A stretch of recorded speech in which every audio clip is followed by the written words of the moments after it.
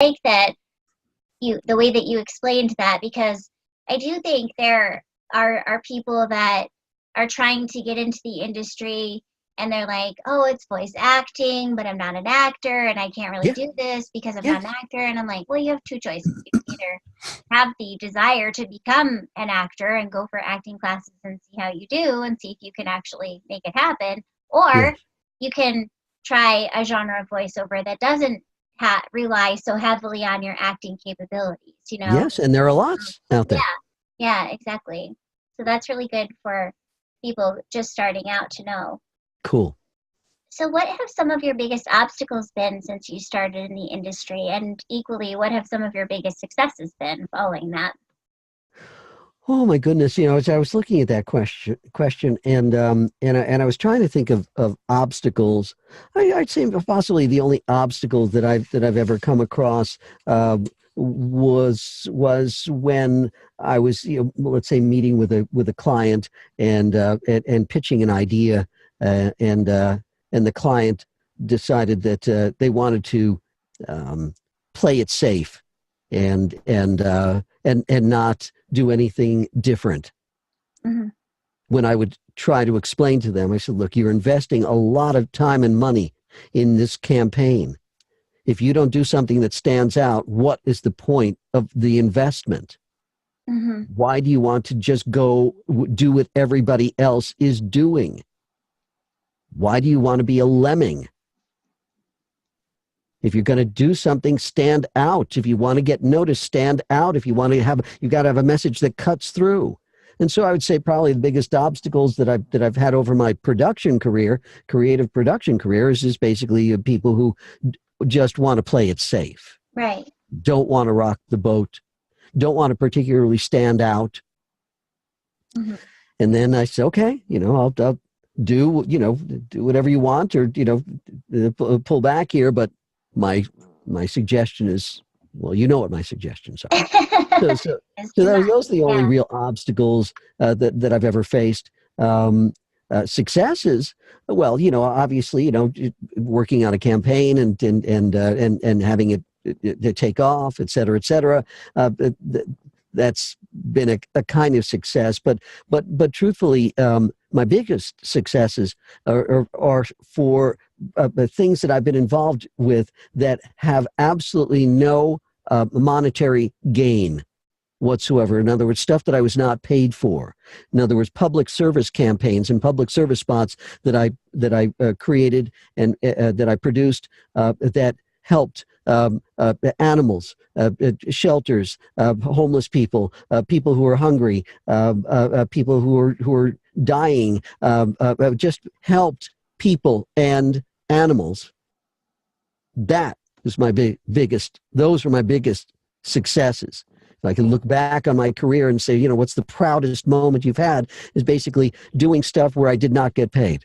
Right. So giving back, That's exactly basically right. giving back to the community without That's getting absolutely right. monetary. That's paying it forward. Yeah. Absolutely, absolutely paying it forward. That's my biggest. People. So just the other day, someone said, I saw a picture of you holding all these awards. The Telly and the Clio and the this and the that and everything else like that. And said, what is your biggest award? What's your most favorite award? What's the one that you like the most? And I said, honestly, I couldn't give a shit about any of them. Yeah. I really couldn't. They're statues. They're Right. trophies. They're trophies that show that, I sold another pair of shoes, or I sold another bottle of beer, or I sold another pair of pants, or I sold another car. Those I've gotten, here's a trophy for selling a whole bunch of cars. Okay, thanks. All right. That doesn't fulfill me. That's not as far as I'm concerned, that's not a legacy. The ones those trophies that I'm most proud of are the ones that represent the projects that I worked on that actually helped people less fortunate than I am, who helped animals who are innocent and can't help themselves. And that's the only thing that I'm proud of. Yeah. That's that's very nice. I mean, I feel like in an industry like this where there is a lot of competition and you're always trying to stay at the top of your game, it's very nice to be able to give back to the community when you can, and in whatever way that makes you happy. I think it's always nice when I can help people and give back to people. It's just a good feeling, because we all work so hard to get to where we want to be, and and you can't really ever stop trying to be at your next goal, and so I think it's always nice when you can give back. So let's talk goals. Speaking of goals, what are 3 goals that you'd like to accomplish this year for your voiceover career? Wow, 3 goals I'd like to accomplish. Let's see. Well, one is I'm halfway through narrating my book and into audiobook format. Oh. So one of my goals is to finish the recording, to edit everything, and to get it up on Audible for download, because people will say, "Where's the audiobook version of your book?" And I'm so one of my goals is that I'm working on that. Let's see, another goal. Another goal is I'm working on the sequel to my book. The first one was called VO V-OH exclamation point, and the working title for my sequel is V-OMG exclamation point. So that's the next one coming out there. So and it's funny because after I wrote the first one, I thought, I said, okay, well, this is it. And then as I continue, obviously I'm always teaching, and as I'm teaching, I'm writing down stuff. Ooh, I didn't talk about this in my book. Ooh, I forgot, I mentioned that. Ooh, and so now I realize I've got enough material for a whole other book that's even going to be longer than my first book, which is insane. So that's cool. So I'm looking, that's my goal, hopefully by the end of the year, to finish the sequel, writing the sequel. What's the third goal? I was invited to be a keynote speaker at the first voiceover convention in Africa. Oh, wow. In South Africa, supposedly this fall. I'm supposed to be going to Johannesburg. Oh. And so I am working on what I'm calling my magnum opus. I'm working on my presentation. It's a 45-minute presentation in Johannesburg. This is going to be my voiceover TED Talk. Oh, wow. That's cool. Yeah. So so I'm working on that as we speak. Wow, those conferences are really popping up everywhere, aren't they? They are. Literally everywhere. Yes, absolutely. Crazy. Johannesburg. I can't believe it. Yeah, that's crazy. That's great. So those are my three goals, I would say, for this year. That's great. Those are great goals. Definitely. Yeah. I'm excited to read your book. And I'm sorry I didn't get to read it before we did this interview, but I definitely will read it. That's okay. I'm excited for the sequel too. That's a great name. I like that. That's great.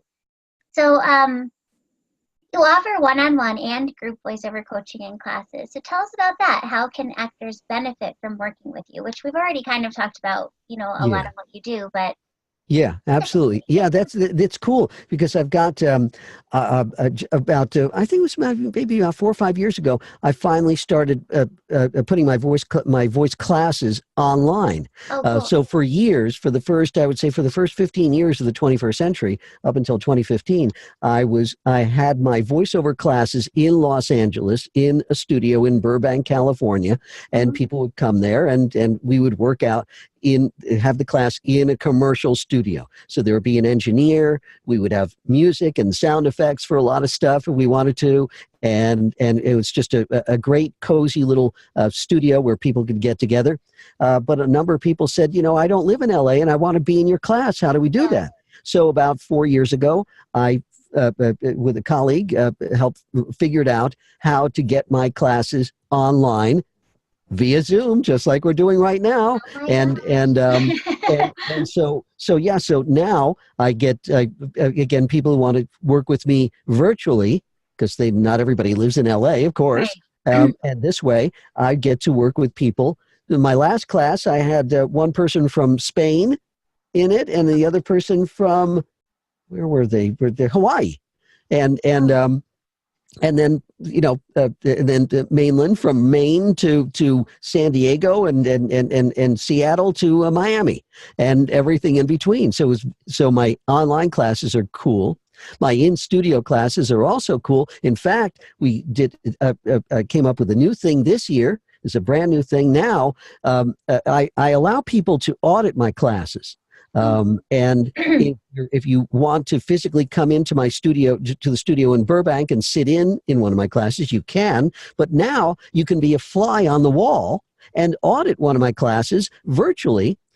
You can do it both. You can do it online if I have my online class, and you can do it online in my studio. So in other words, I just installed a couple of HD cameras in the studio. oh, And so cool. now you can literally be a fly on the wall in the actual classroom studio that I give as well. So, and I do one-on-one coaching via Skype. Again, Zoom with a class because there's a lot of people here, but Skype one-on-one's much easier and simpler. And so those are the three primary ways that people can work with me. In studio in Burbank, physically, three-dimensionally, they can be there. They can online with classes virtually, and then what was the third thing? The third thing was one-on-one coaching via Skype. Yes. Skype. Yeah. Yeah. That's great. So those three things, and I also, because I have my book, anybody who I'm working with, no matter what it is, class, virtual, one-on-one, I give reading homework as well as performance homework. Oh, nice. So it's all of a piece. And I am the only teacher in the world who gives students a report card. Oh my goodness. VO report card. They get a VO report card. They are graded in 8 different categories on a 1 to 10 scale. On a 1 to 10 scale. No A's, B's, and C's. That's kind of silly. But on what that they get, I'm the only teacher in the world who gives out a VO report card.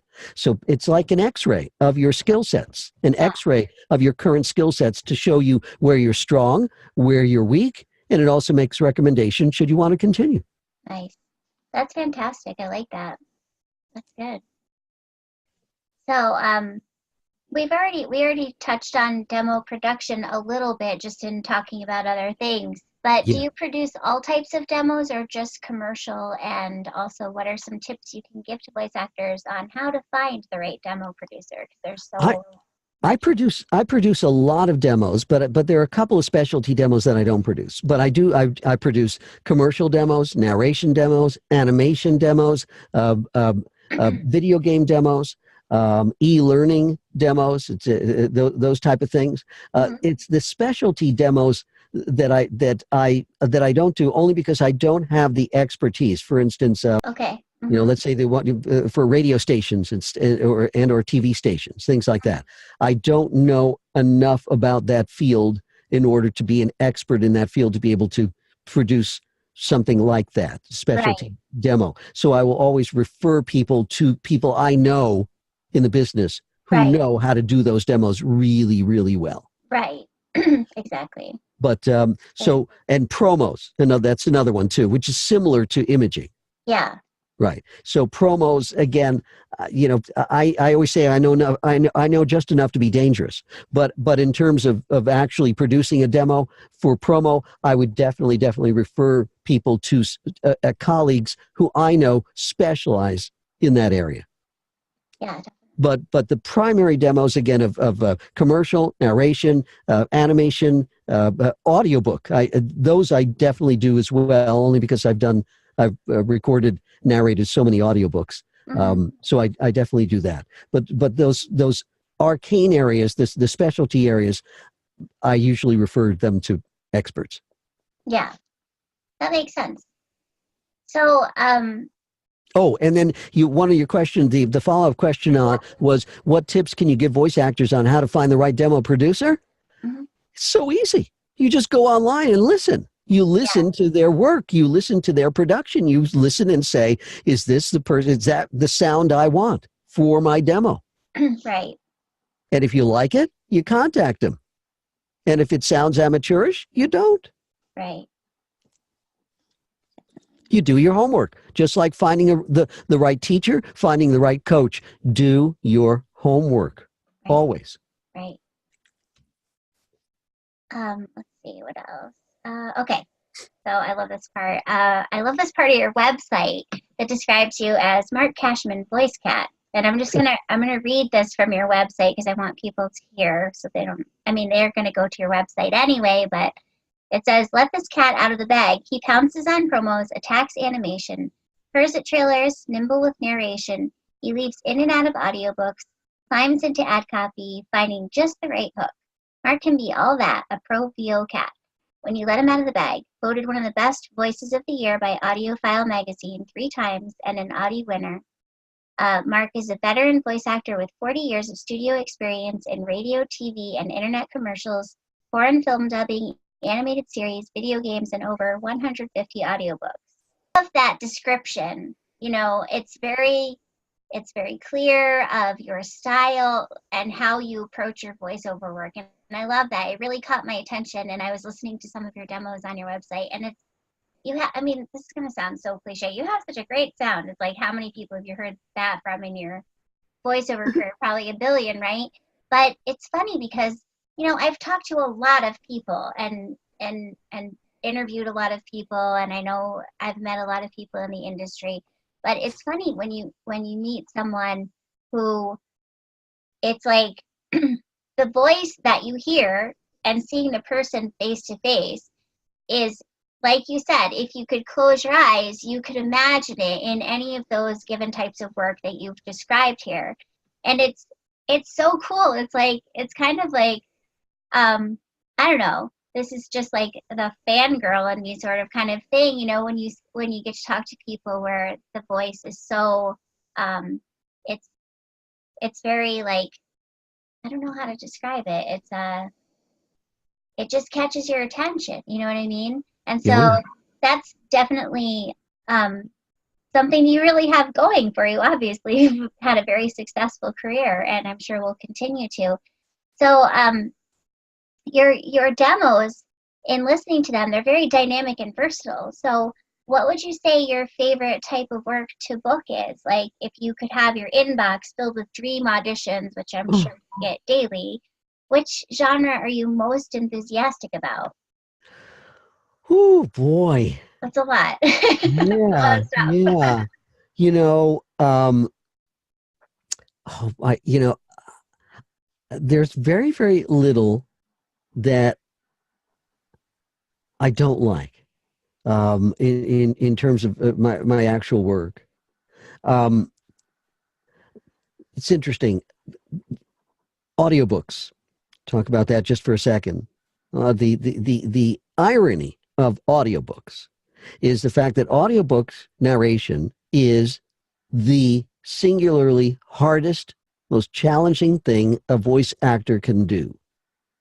And yet it pays less than any other genre out there. That is the irony, which is sad. It is. That said, uh, uh, uh, narrating an audiobook, a well-written audiobook, can move people to tears, can move people to think twice about what's going on in their lives. It can actually affect a person. And so I would say that no matter what I do in voiceover, if I know that I've got the power to affect somebody for the better, then that is the area that I like to do. So whether it might be a public service spot that I'm doing, or it might be a nonfiction audiobook on how to help you do whatever, get over your fears, or understand your whole psyche, or whatever the case may be. Right. If it helps, if I know that what I am saying is going to help somebody, is going to move the needle, then that's the area, those are the things that I like to do.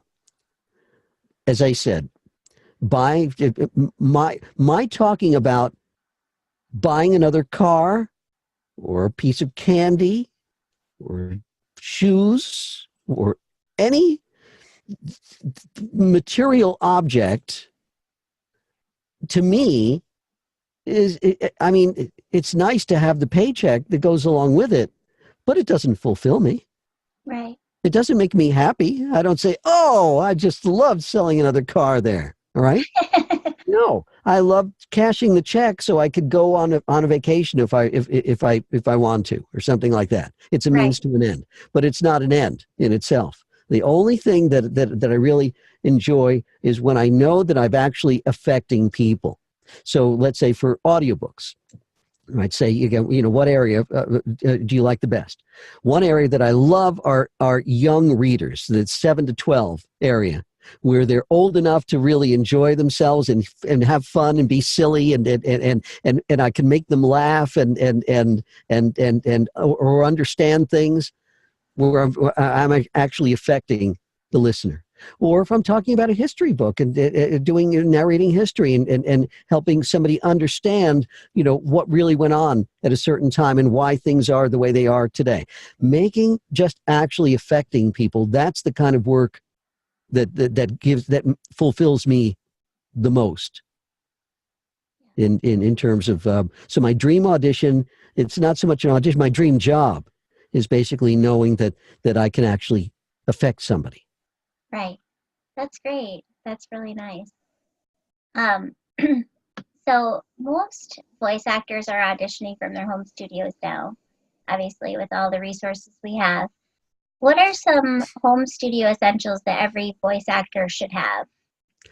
Well, if it's not obvious by now, it should be, and that is that you've and there's no excuse now for you not to have pro audio gear.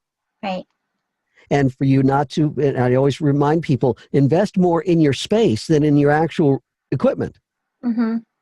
Because I always remind people, you could have the most expensive microphone in the world. It could be a $20,000 diamond encrusted gold plated Neumann.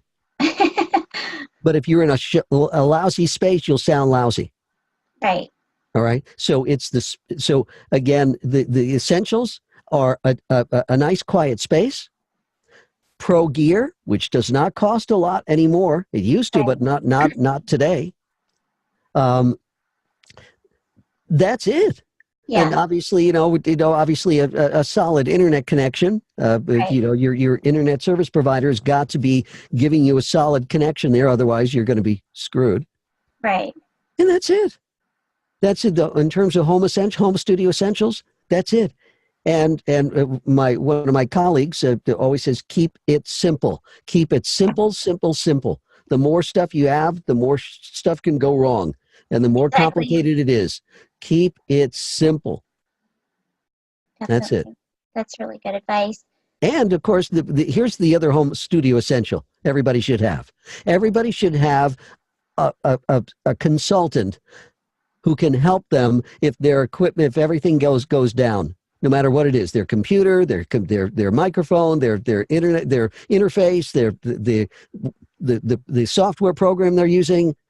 Everybody, and there's no excuse not to have somebody they can call on to say, hey, a techie, a Right. tech a Right. tech person who you can rely on, particularly if you're not tech minded yourself. Right. You've got to have somebody to be able to back you up, bail you out, and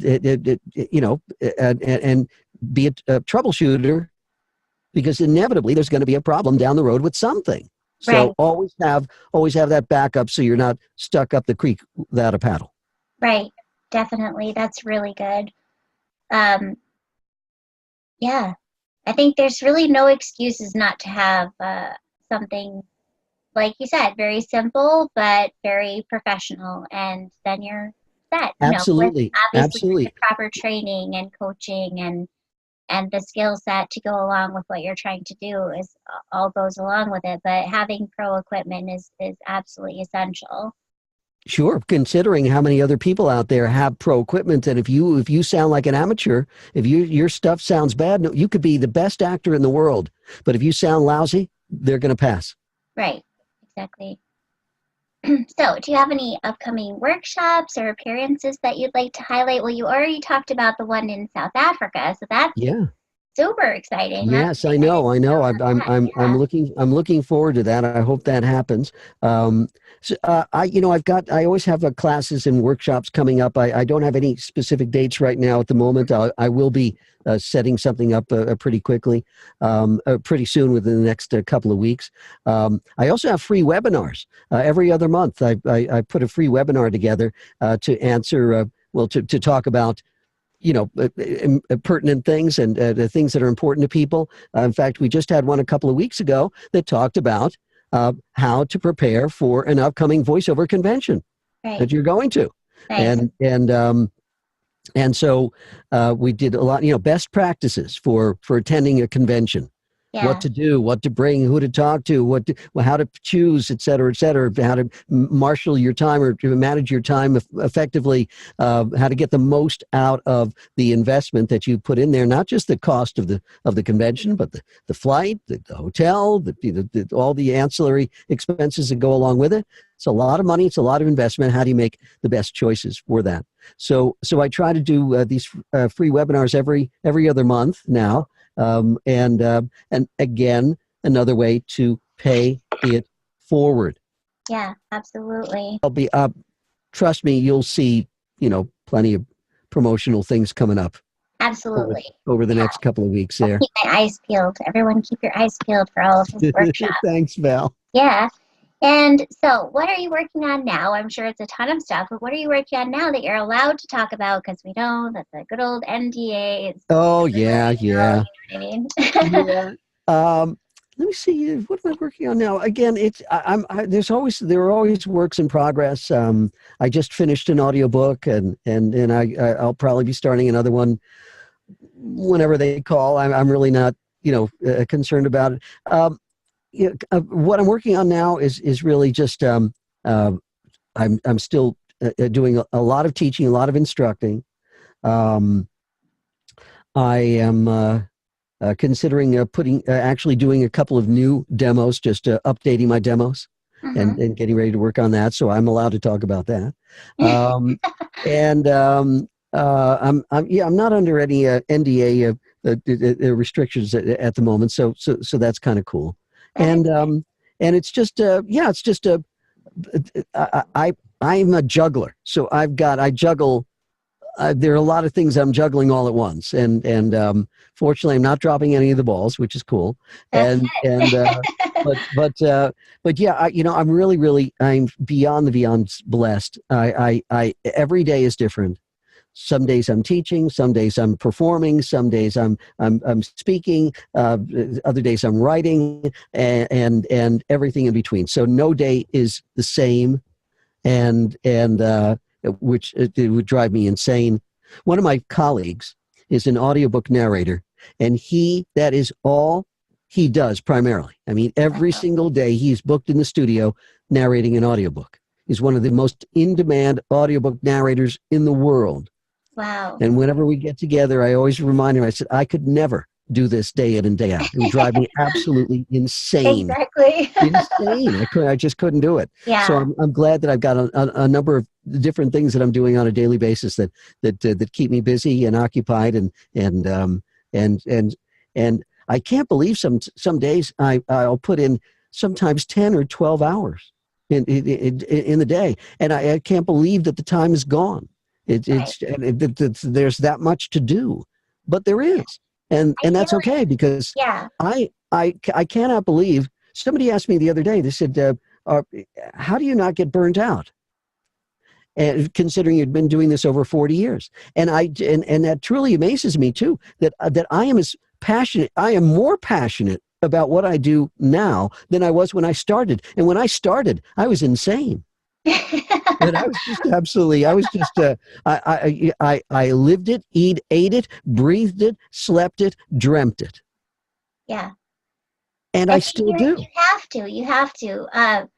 I'm a little bit the same in the sense that I always have a lot of things going on. It's Uh-huh. just my personality. I get bored otherwise. So I need to be doing a little bit of this, a little bit of that. Yeah. And, like you said, the best thing is when you're not dropping half of the things that you're trying to juggle, right? Yeah. So I Yeah. try not to. But I think what the thing about voiceover and every aspect of it, whether you're acting or, you're producing or casting or whatever it is, whatever aspect of it that you're doing, if you love it with, with all of your being, then it never seems like work. No, It it's not never work. seems like work It's a because it's labor of so love. exciting to do it that you get up in the morning, you're like, yeah, today I get to do this, Yes. and Yeah.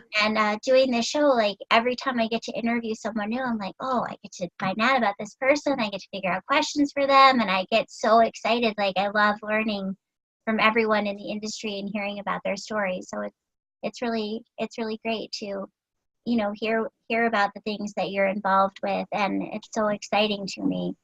So we need to finish up, but tell everyone about your website, what your website is, and how to find you on social media. Okay. Well, it's pretty easy. If you Google, excuse me, if you Google my name, there's an embarrassing amount of information that's going to come up. I cannot. My I don't do it. My daughter did it a few years ago. She said, "Dad, I just happened to Google your name, and pages and pages came up here. I didn't realize that you were, so famous." I said, "I am not famous. I'm not famous at all." I said, that's But you that's are, Marc. that's You are. no, no, no, no, no. But you can find me virtually anywhere. Again, you Google my name, Marc with a C. Cashman Commercials is my website, and there's an enormous amount of information about me on that.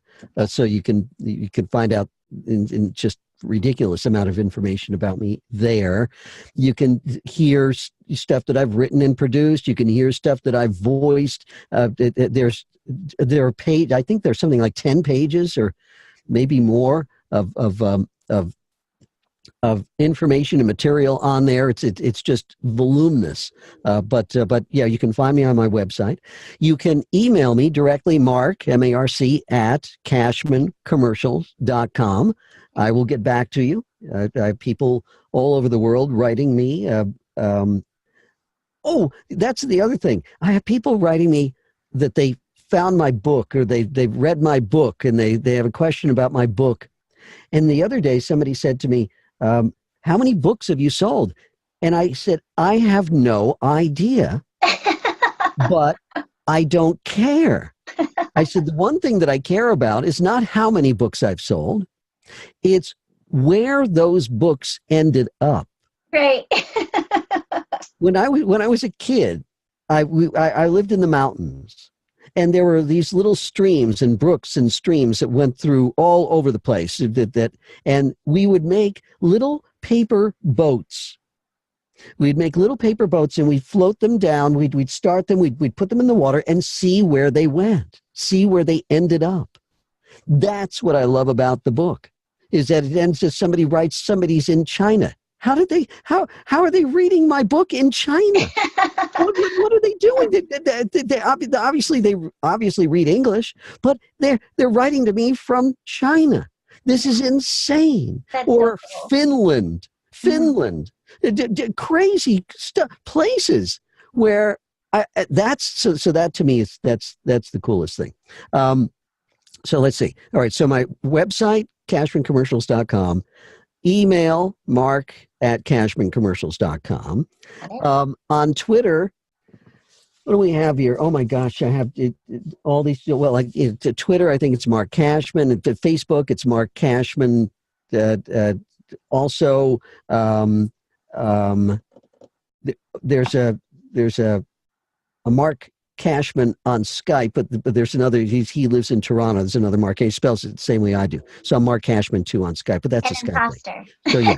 So this year at Instagram, I'm Marc.Cashman on Instagram. I've seen some. Yeah. And Great. yeah, oh, that's the other thing that I've been doing is I've been posting my 365 VO tips. Oh yeah, I've So seen those. That's one great. VO tip a day, every day Wow, for 365 consecutive days. that's great. Today was number 69, meaning that is today is the 69th day of 2019. Wow, it's going by Oh, fast. and while I'm at it, that's just a little footnote. This is a little footnote, but this is just my rant. And in fact, it's in one of the pages, one of the chapters in my book. It's called The 21st Century Rant. The 21st Century Rant is very simple. What year is this, Val? What year are we in?